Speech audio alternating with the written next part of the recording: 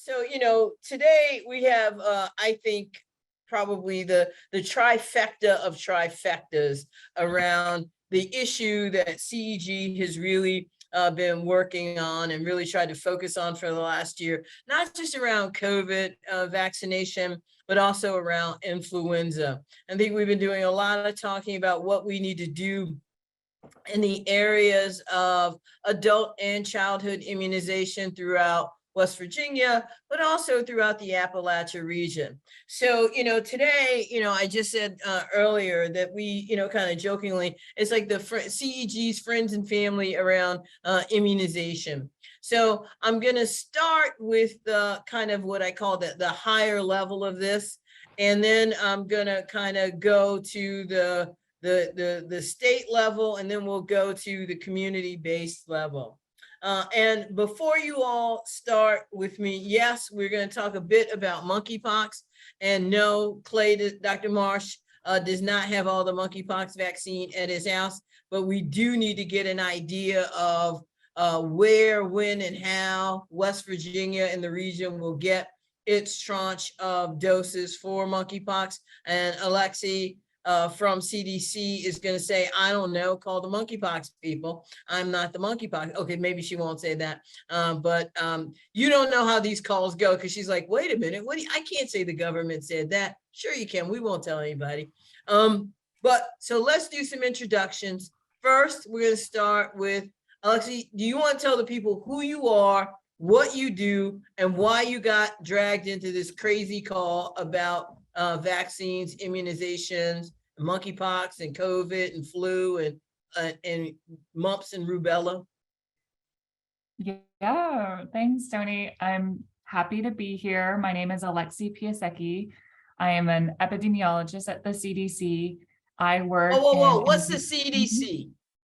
The Centers for Disease Control and Prevention. It's our federal government organization agency working in public health. And I'm in Atlanta, Georgia. And I joined the COVID-19 response in 2020, and then became part of the adult immunizations team. And we now have a vaccine coordination team and partnership team. And that's where I live. And I work specifically in harm reduction and rural health. So I'm really helping those disproportionately affected adult populations get COVID-19 vaccine. And now it's expanded to all adult immunizations. And similar to our Vaccines for Our Children's program, we've worked with, we are working with Congress, working with state departments to make a bigger adult vaccine program. And so that's kind of what we're doing with these partnerships with CEG and some of my other partners with NASDAQ or the Cooperative Extension Services. But I'm excited. I'll try to answer your questions as best I can.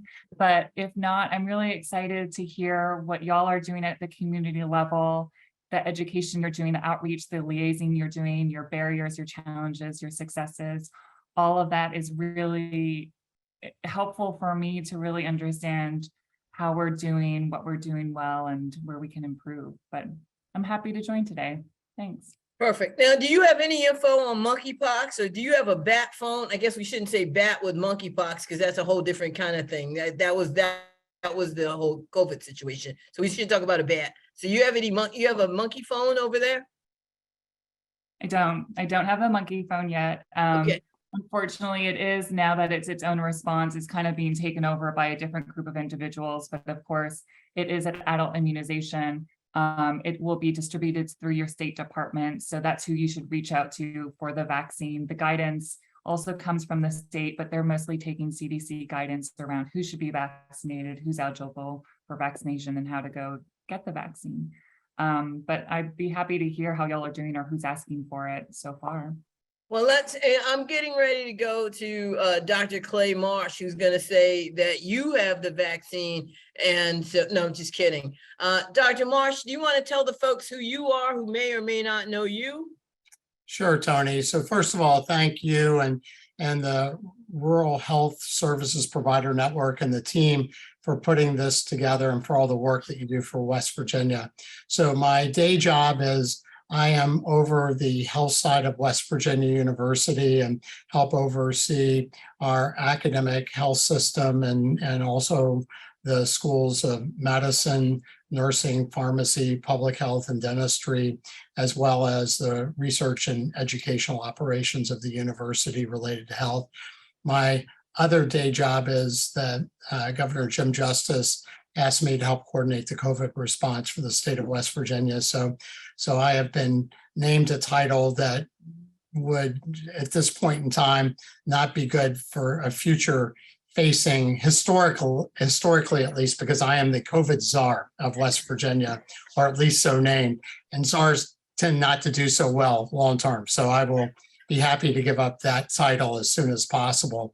But in my role at both university and at the state, we are very interested in figuring out not only how we can sustainably facilitate public health delivery and protection of our population, provide the appropriate access that people need, but also start to develop the processes, the communication strategies, and the ability to both help reach everybody in our state and make all of the vaccines and other treatments accessible to our population, but also build trust with our population. Because I think if anything happened during COVID, we are seeing the challenges of the multiple different communiques that we have been doing from different places.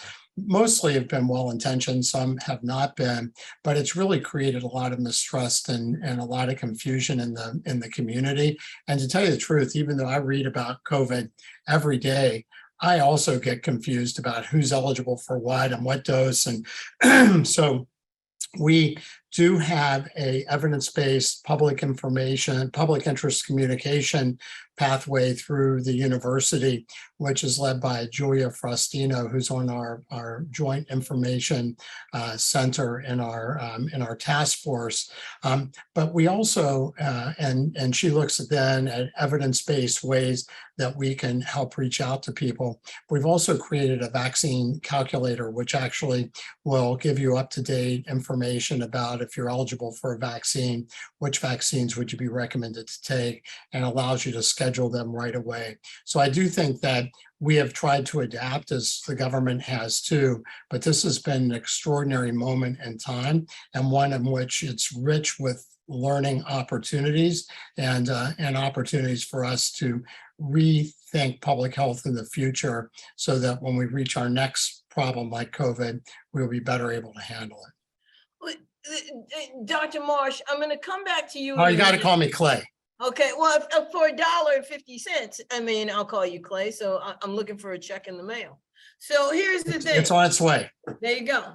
And we're going to have to come back to the question around how we're going to do all of this with monkeypox looming for our local and county health departments, for our community engagement, because you kind of hit the nail on the head, right? Is that, we've got mixed messages out there. We've got some issues around vaccine uptake around there, out there. And now we've got this whole new thing. So if we've got vaccine hesitancy at this level, what are we going to do and how are we going to do it? So I'm gonna go with Ms. Darling next, and she's going to tell us the great work that they're doing on the ground. But I'm going to come back to you, Clay, because I want you to then just tell me, all right, do we have monkeypox vaccine coming into the state? If not, when?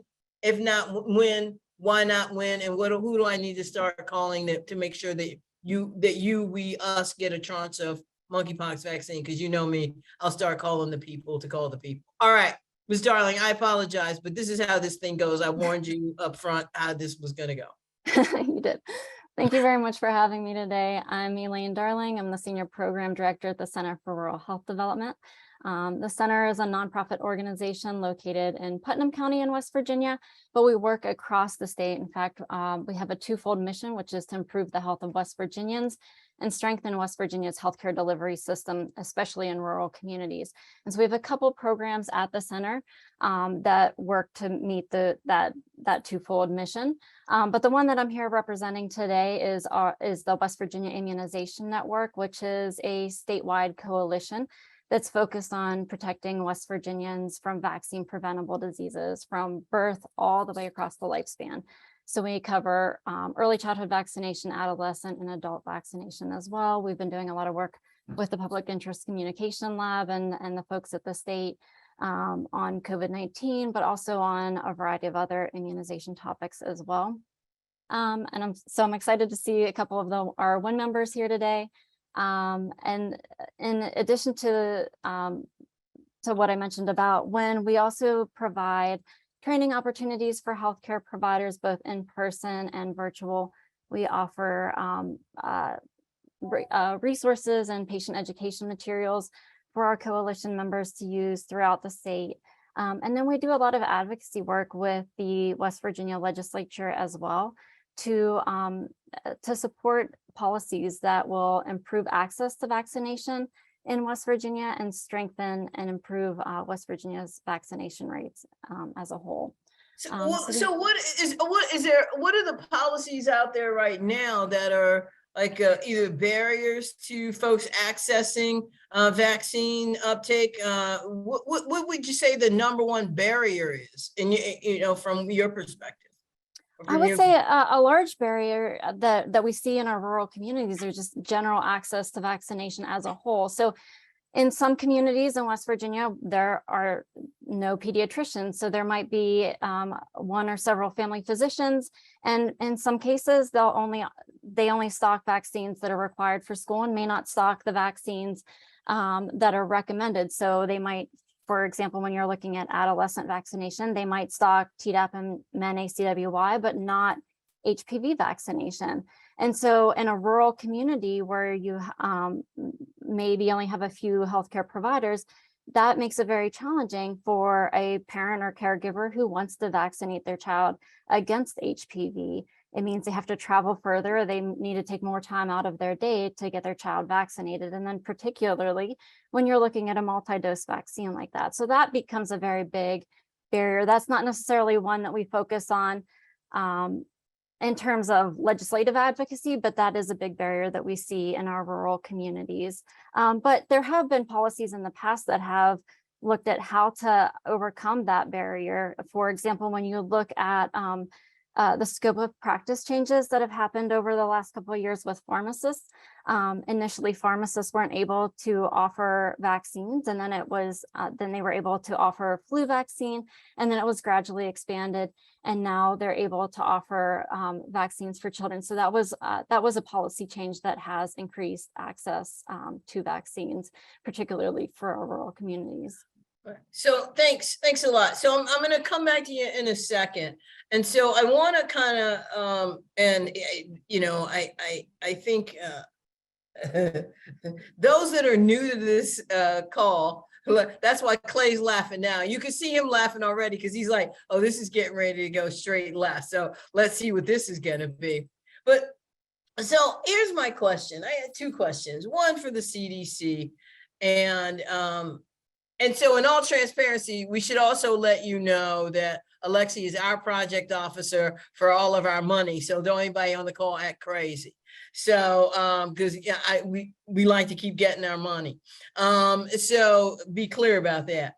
But so here's the thing, CDC is in effect responsible for getting vaccines out to communities or shepherding the process, shepherding the guidance that we get.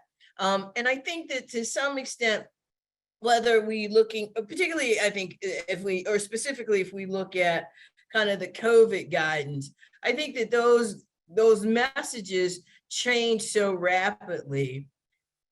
How do those messages come to be, right? How do those guidance get written? Because I don't know that the average person knows that. Like, how does that happen? How does the CDC put out an announcement on Monday that says everybody should wear green socks, but on Friday we get an announcement that says no, one green sock, one red sock, that's the best way for you forward?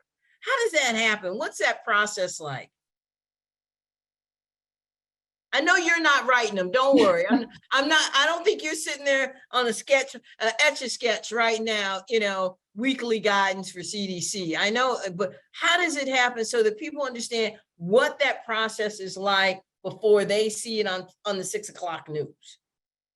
I mean, I agree with you. It's been a very frustrating and learning as we go process. And I think that even with monkeypox, I'm seeing that I feel like we're doing maybe a better job of applying that guidance to real world scenarios of like, how does this work where I'm sitting? We're using terminology that applies to the environments that we're seeing the spread occupy. And if I know previously Dr. Dimitri was on this call and he did a fantastic job of writing one-pagers that really spoke to individuals as he is living in these experiences. He's a real world expert on where we're seeing monkeypox.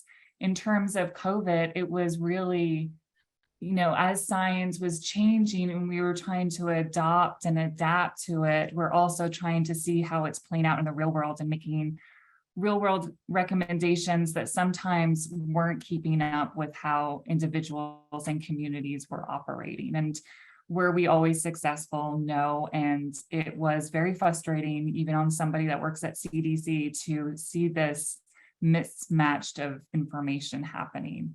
I hope that we've learned and that we're going to do better as we move into monkeypox and more COVID-19 variants, but it's, if you've ever worked with CDC or other organizations, there's a huge clearance process. And I think that can kind of stifle some of the recommendations and kind of overanalyze verbiage or information. I remember with the COVID-19 vaccine, there was this question of, well, can we define what sex toys are, or what sauna clubs are for the population? And it's kind of, well, now you're trying to make recommendations too broad. And we really want to make sure that it's applicable to those individuals that we're trying to reach. And we're learning. I think it's a process for all of us. And I think that's why a lot of our communications that we did to community members, we encourage them to adapt it and translate it for their populations, to change the language, to make it so that it applies to specific scenarios where these people are working or living. Got it. Okay. So, all right. So let me interpret what you just said. So she's like, oh God, that could be dangerous.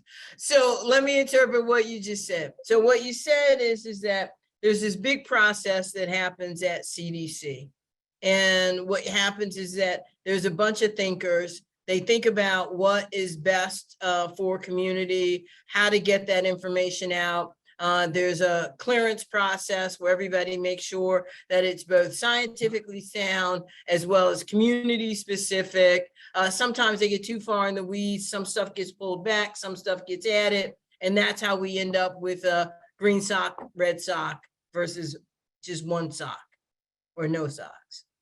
Yeah, more or less. Research comes out, we see from testing or we see from spread what's happening in the world, and we try to, or in the country rather, and we try to make it recommendations for our allotted specific groups. And so it would be adapted for healthcare professionals, for community members, for states, jurisdictions, etc.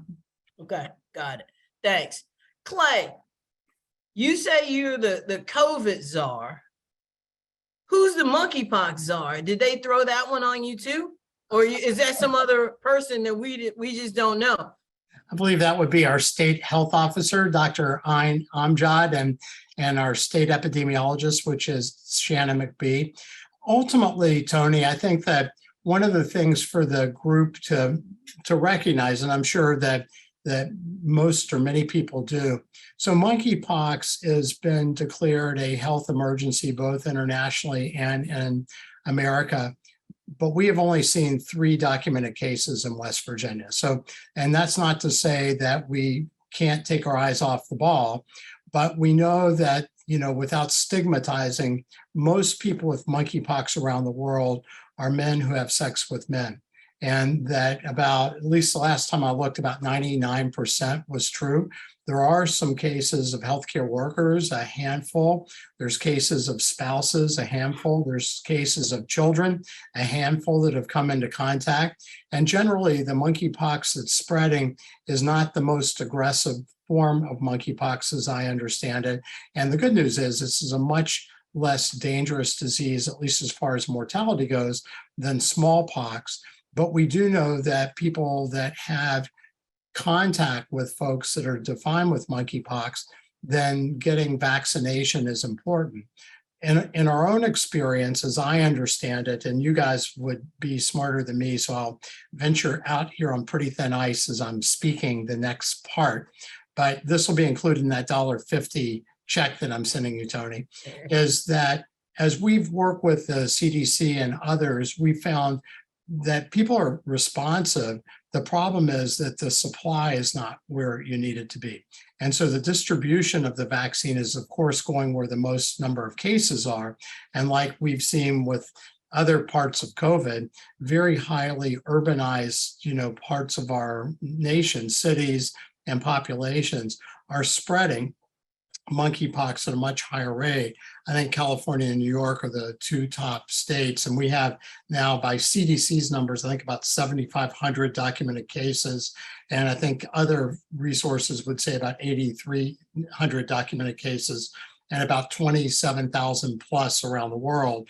So this is something that's spread. But I would say the thing that's really quite amazing to me is if you look at what's going on now, I mean, here's monkeypox spreading outside of Africa and spreading in ways we've really not seen it before. We just had a case of polio in New York State, and there was some wastewater that showed polio virus, here. We just had swine flu few cases in West Virginia. So it's really quite a fascinating moment from the standpoint of epidemiologists, infectious disease experts, and public health experts. And as we are trying to figure out the lessons learned from COVID, these other problems, and we'll see influenza soon, are really making rapid fire movement. And at the same time, we're redesigning some of our COVID vaccines, including one that has more, maybe a bivalent vaccine for BA4, BA5, at least in part responsive. So people now are confused. Oh, if I need my next booster, do I get it now? Do I wait for September or October? And so there's all these things that are circulating, and including children's doses. And although the uptake has been relatively poor on the 5-month-old to, 5-year-olds or whatever. But we know that there's special administration requirements for some of those vaccines. So on public health workers, it's both an incredibly fascinating moment to be in public health, but it's also an overwhelming one. And our infrastructure really hasn't been able to grow with the problems that people are facing. And for us, I think that's a really important lesson not to be forgotten. And the other thing I would say is I also think that bringing our own supply chain back to the US, because the other thing that really, really hit us early in the pandemic was we didn't have PPE. We didn't have, when we looked at testing, we didn't have testing. Then we needed proprietary ingredients that weren't made right, the swabs from Italy, et cetera. So becoming self-sufficient, which we have in West Virginia. We are designing our own PPE, our own mask. We made our own N95 mask, our own swabs, our own tubes, our own viral transport media, our own PCR tests with non-proprietary ingredients, our own quantitative antibody tests, our own next-gen sequencing test, including being able to do next-gen sequencing on wastewater samples. So that, to me, is an investment not only in COVID, that's an investment in a better future for our state. And I hope that the country is, also paying attention like we're trying to, because ultimately it really strengthens us to be self-sufficient in these areas. So, so I'm gonna, come back to you about that, because I think that one of the things that I everything always kind of comes back to me because I don't know, some people say because I'm egomaniacal, but others say because that's just how I think about things. But I think that when I think about West Virginia, what I think about are the fact that the majority of our health departments are small. They are staffed by, somewhere between 3 and, 10 people on the, but most of them are small. So when we think about that, I think about how are we getting the messaging to them and the resources to them to be ready for a monkeypox or to be ready for immunization, because I believe that the flu, I keep telling everybody, I think the flu's been at the gym. I think the flu's gotten strong. I think the flu's been pumping iron, and we're going to see a different flu than we've seen before. And I think that our role in immunization and flu vaccination is critical in a way that I just don't see a lot of people kind of responding to. I think that we need to be pumping up our education around flu vaccination, making sure that people get it, that there's a distinction between flu vaccination and COVID vaccination.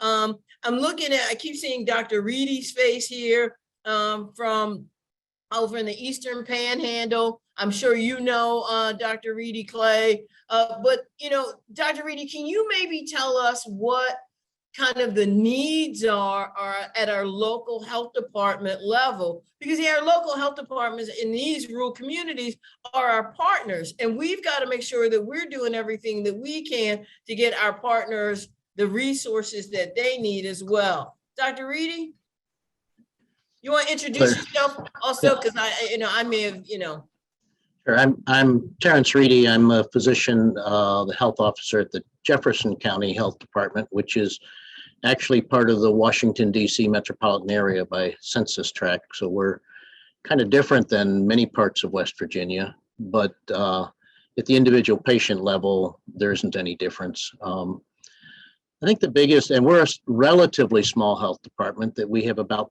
13 staff members, some part-time, mostly full-time.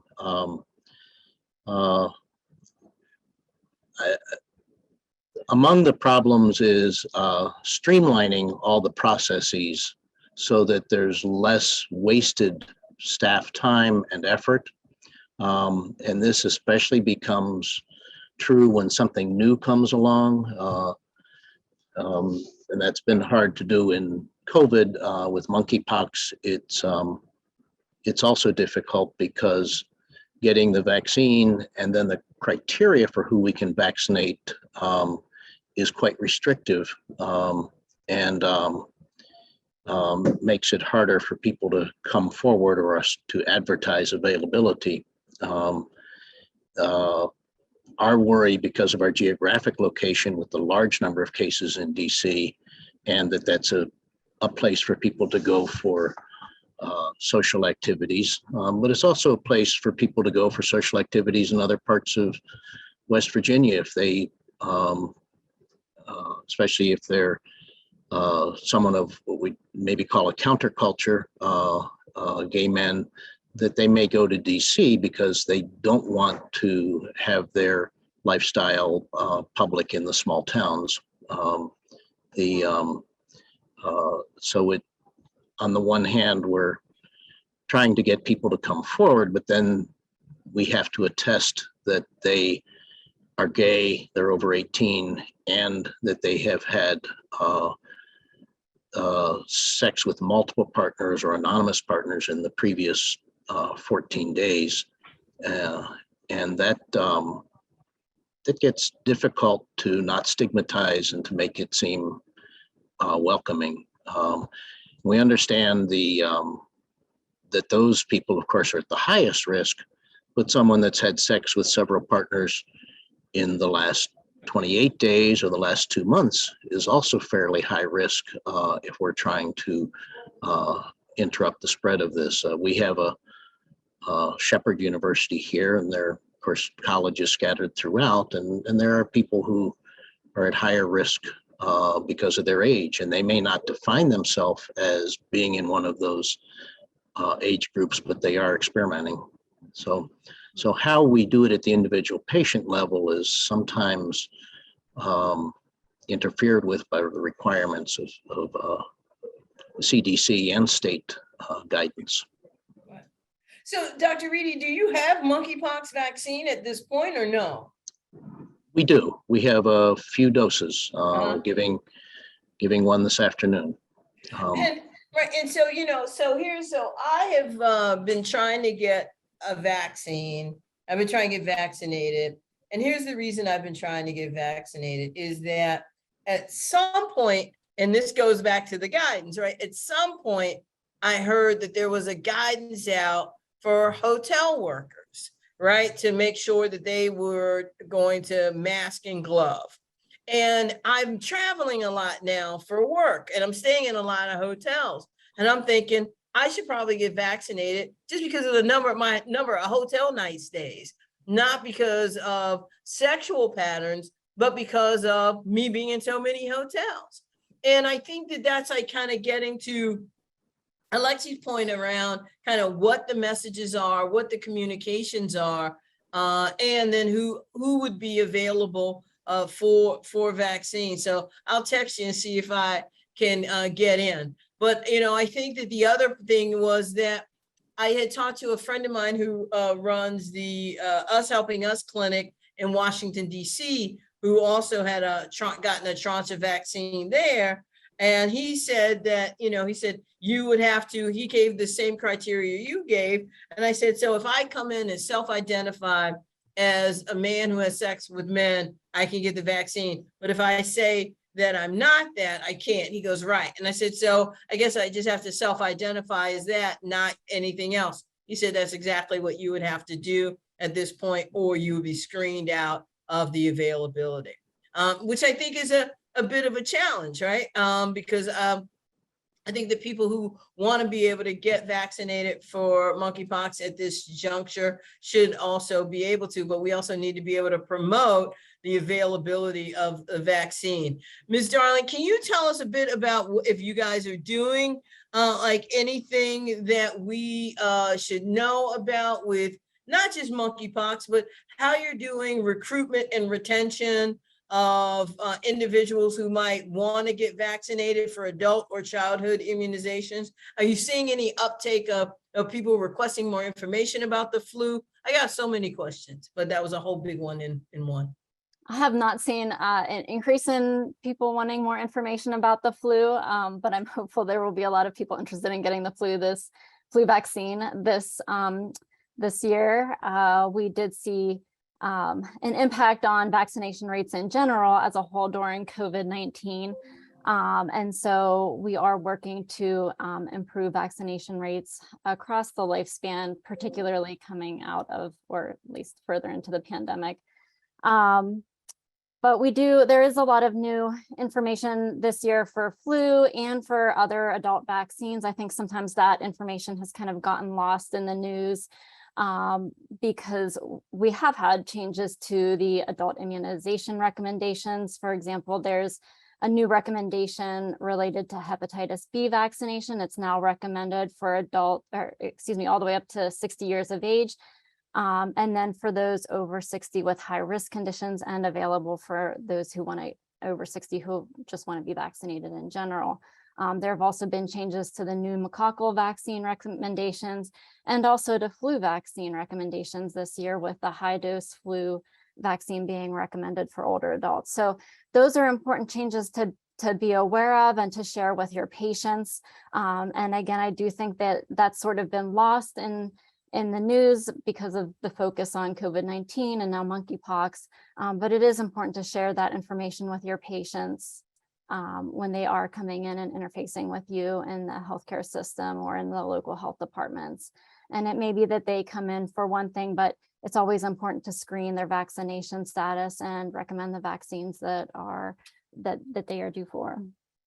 Yeah, I think that that's one of the big things that I keep saying, and people at CEG kind of say, why are we now talking about pneumococcal pneumonia? Why are we talking about this? Why are we talking about that? Because I think that we've got to have a prepared public, right? And I think that we've got to vaccinate, immunize a public. And I think that we are going to see a decrease. And I think that we need to figure out ways in which we're doing better engagement, particularly of folks along the harm reduction paradigm that we talk about. And I'm not going to go down the whole train route, but the engine of the train that drives us in this region of the country is first it was injection drug use, now it's this poly drug use.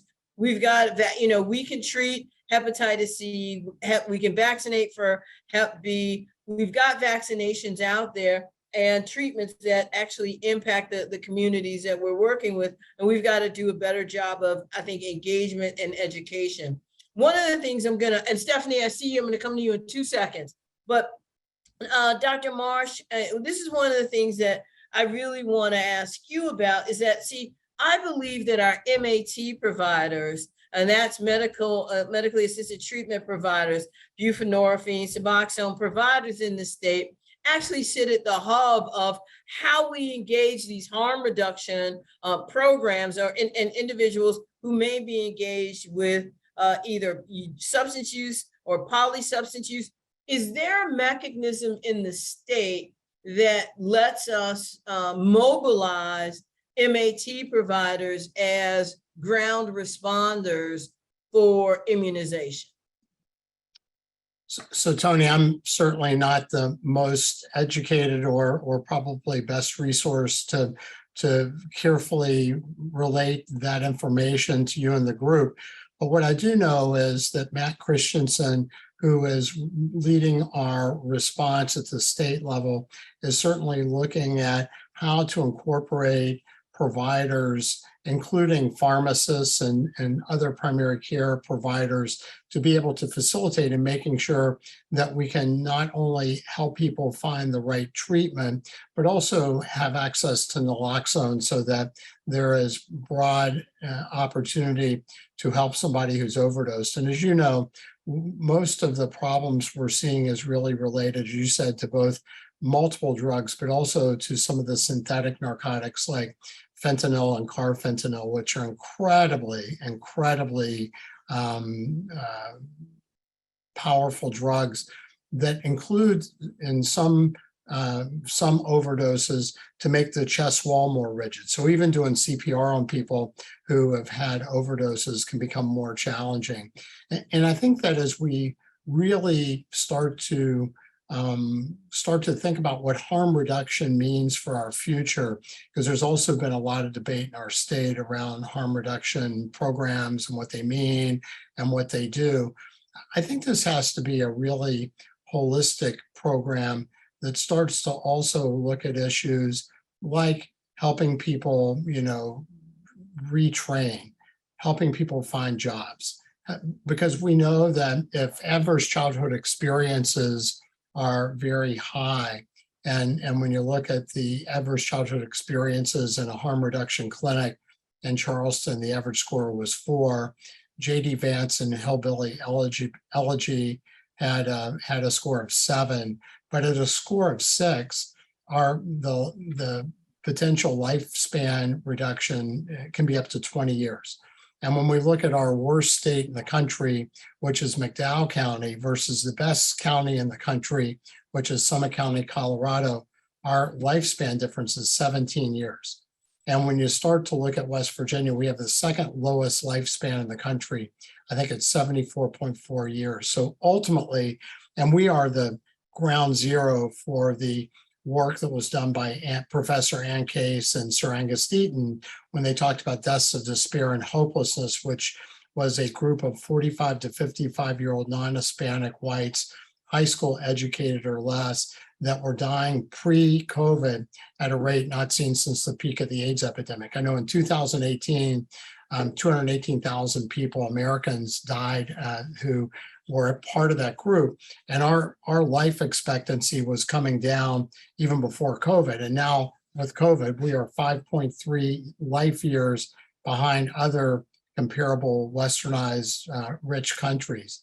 And so as we start to look at these deaths of despair and hopelessness, they found that people, died of overdose, suicide, and liver disease, and they got deeper.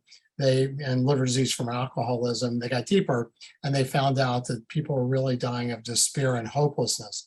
And I think that's really important. Remember, 45 to 55-year-old non-Hispanic whites, West Virginia being the sort of ground zero with the Ohio River Valley, and most closely related to where jobs have gone away, where people lost their jobs.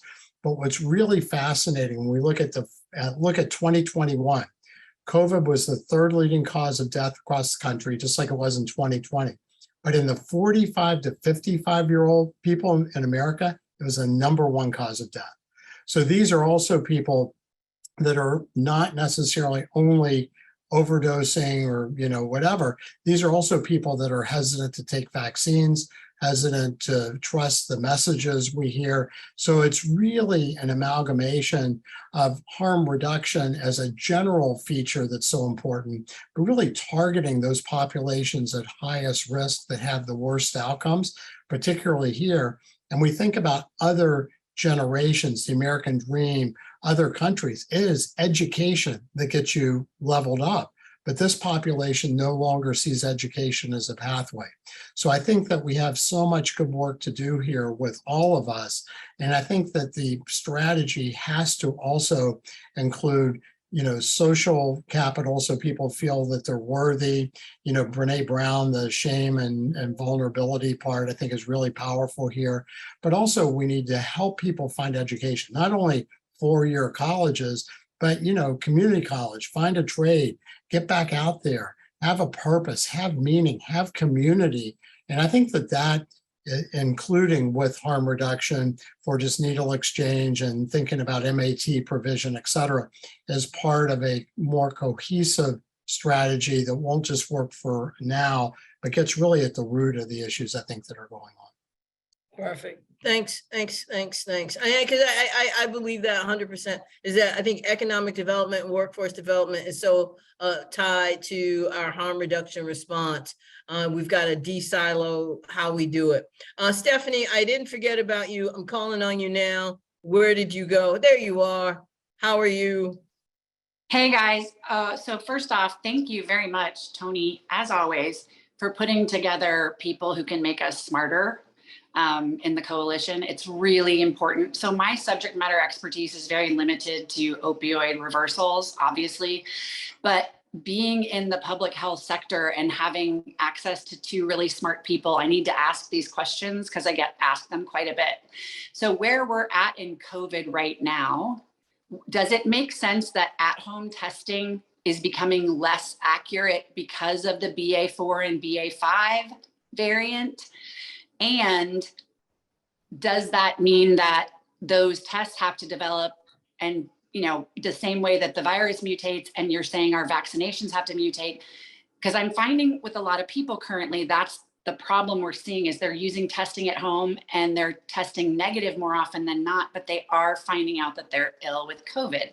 So I'm just curious, not knowing enough about the science, if that's a fact or if that's just something we're imagining. I don't know. Let's ask the people who might. Alexi, Dr. Marsh, Ms. Darling. I have some thoughts, but I'm happy to seed and then follow. No, you hit the buzzer first. So, well, we know that the BA5 variant of COVID-19 is by far the most infectious variant that we've seen.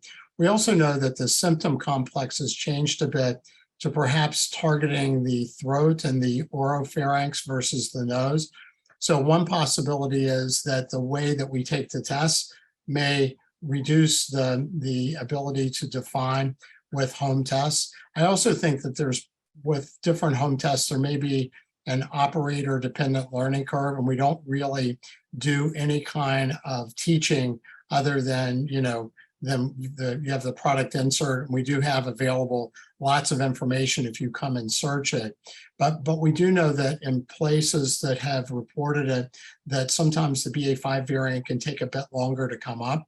PCR is much better because remember, I think you detect about 1,000 virus viruses with a home rapid antigen test, and you can get down as low as 10 viral particles, I think, in a sample if you do PCR, which is the genetic test. So I think the type of tests that you do, but I also think a lot of people are either not testing or they may be testing and not reporting, because when we start to look at the numbers, our numbers have gone way down in the reported samples.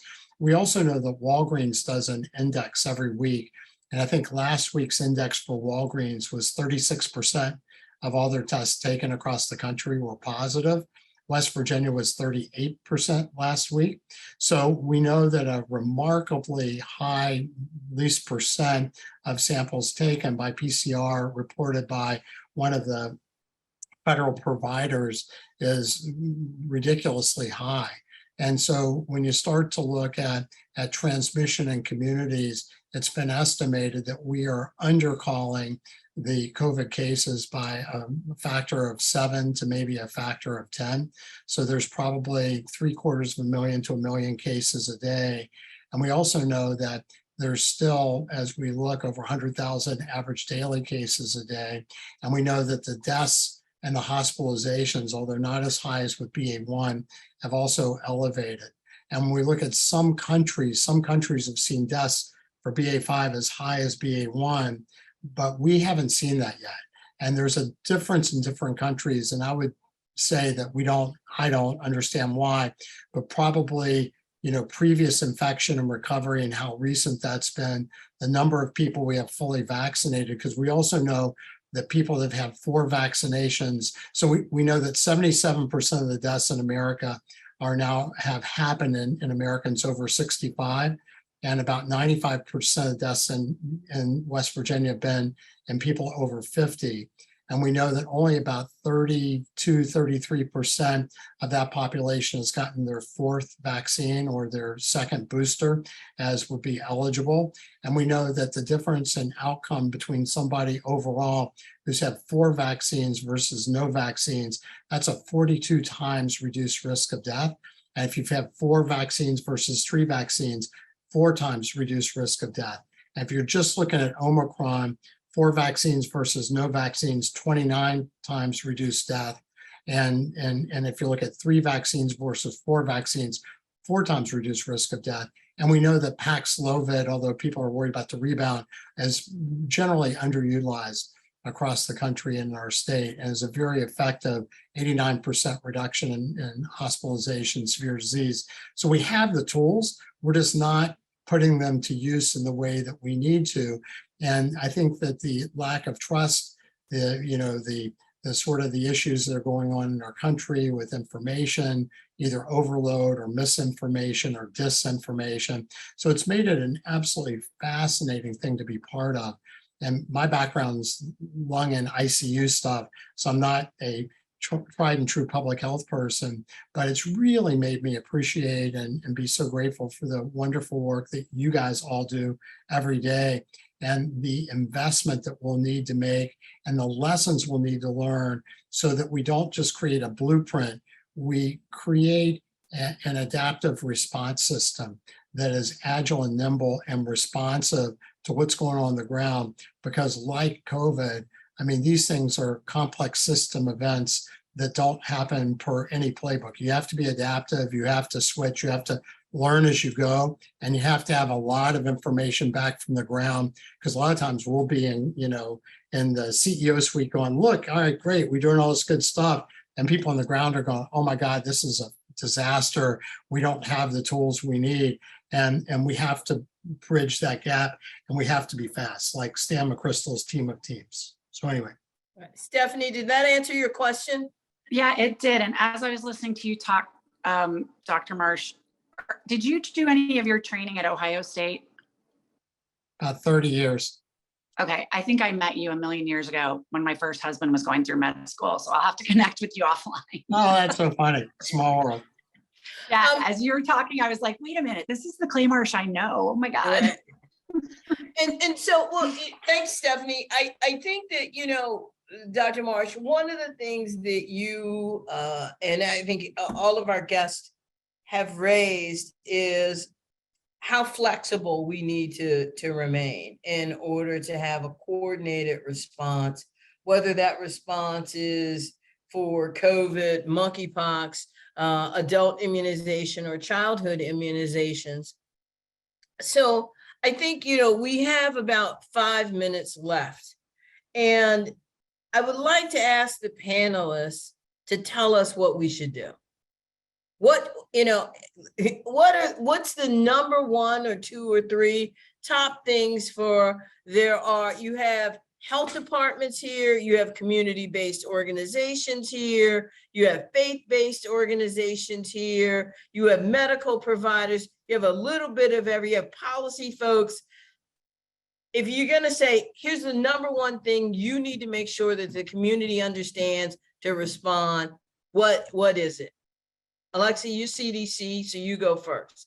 It's not an official recommendation, but if you were to say, hey, this is what I would say, do this.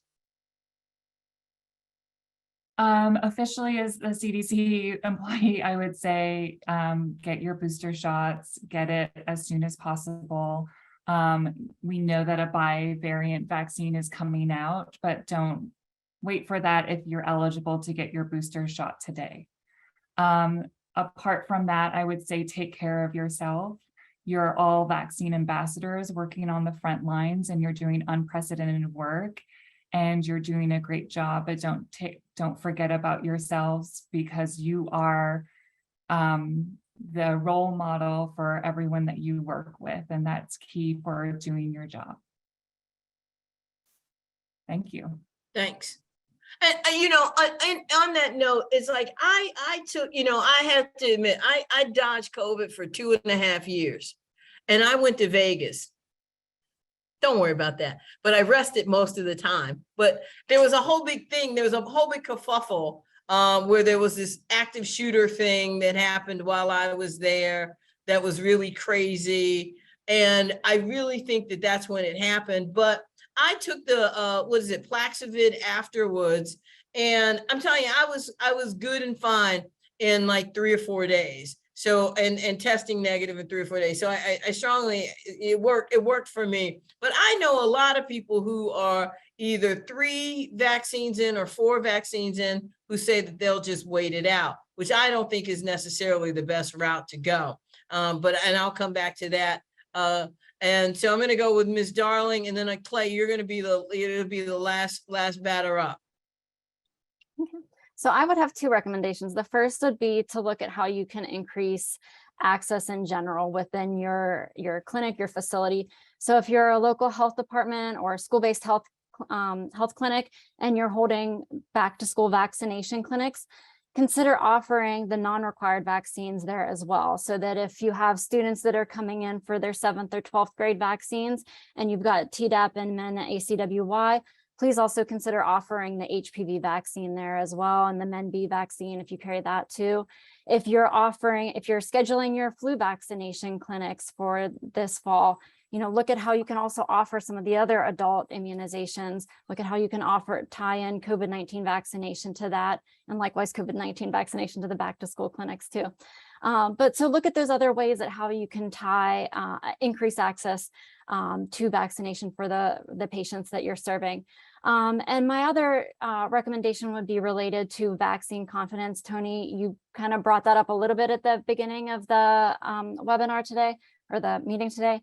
And I would say the best thing to start there, if you have a patient that says they don't want the vaccine after you've recommended it to them, is to specifically ask what their concerns are.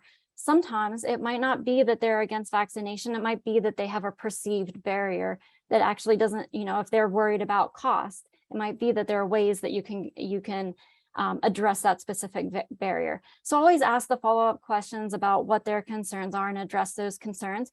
And even if they still turn it down, keep recommending it in subsequent visits as well, because just because they turn it down in one visit doesn't mean that they're going to say no to it in another visit. Sometimes it's just that they got caught off guard by the recommendation and wanted to think about it some more. So those are my 2 main recommendations at the end today. Perfect, thanks. Dr. Marsh. Well, I agree 100% with what the other panelists have said.